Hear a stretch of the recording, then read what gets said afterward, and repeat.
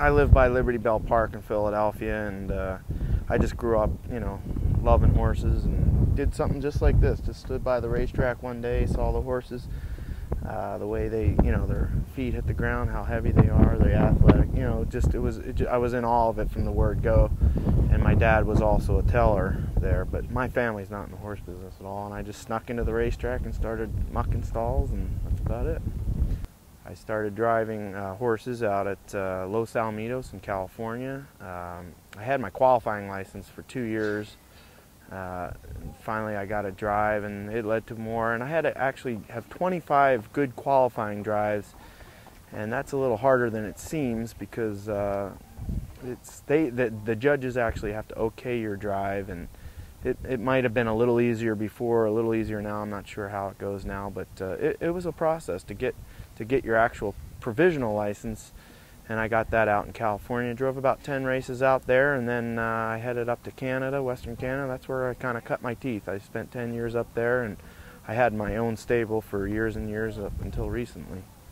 I just noticed that the Meadows was a year-round circuit. The Meadows in Northfield actually caught my eye because they were a year-round circuit, and in California and in Western Canada, in Calgary and Edmonton, we used to have to move around 4 times a year, and that just got old. I figured come down here and sleep in my own bed all year round kind of thing. I was driving more and more as a catch driver, and most of my income was coming from catch driving, and it was interfering with my stable, and I'm a hands-on guy, never have any help. So I finally had to give up my stable, and in order to do that, to make ends meet, I had to take another job, basically, and so I started to go to Northfield just to make a little bit of extra money, and I was riding horses in the morning here, because I still got a pretty good income from my stable, but it just was interfering with my main income, which was driving. And that's how I started doing it, and I caught on, and unfortunately for Aaron Merriman, he went down in an accident, and I was like the last guy standing sort of at Northfield, and I won the driving title. So it was really, really good for me to do that. It ended up being a great move. You kind of try and get as much sleep as you can, and because you want to be fresh for every drive, and the first drive is just as important as the last drive. So I tend to, sleep in as long as I can and get up, do a little exercising.